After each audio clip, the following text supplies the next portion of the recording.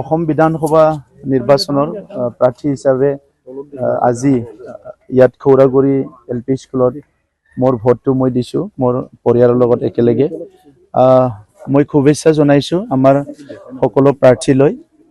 আমাৰ যিমানখিনি প্ৰাৰ্থী আমাৰ দলৰ সকলো প্ৰাৰ্থীলৈ শুভেচ্ছা জনাইছোঁ আৰু অসমত 126টা সমষ্টিত বহু হাজাৰ প্ৰাৰ্থী হিচাপে বিভিন্ন দলৰ পৰা থিয় দিছে গণতন্ত্ৰটো শক্তিশালী কৰাৰ কাৰণে ভাৰত স্বাধীনতাৰ পিছত প্ৰত্যেকটো 5 বছৰৰ মূৰে মূৰে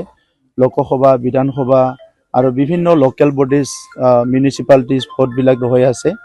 আৰু তাত আমি ভোট দি আহিছোঁ আৰু ৰাইজৰ এটা ভোটেদি চৰকাৰ বনোৱাত কোনোবা এটা দলক বা কোনোবা এজন প্ৰাৰ্থীক জিকাত সহায় কৰে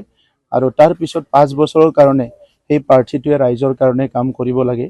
মই আমাৰ ভাৰতবৰ্ষৰ গণতন্ত্ৰ বিশ্বৰ ভিতৰত শ্ৰেষ্ঠ গণতন্ত্ৰ আৰু সেই গণতন্ত্ৰৰ নাগৰিক হৈ এই দেশৰ নাগৰিক হৈ মই প্ৰাউড ফিল কৰোঁ আৰু মই আজি অসমবাসী আৰু যিবিলাক ৰাজ্যত নিৰ্বাচন হৈছে সকলোকে শুভেচ্ছা জনাইছোঁ।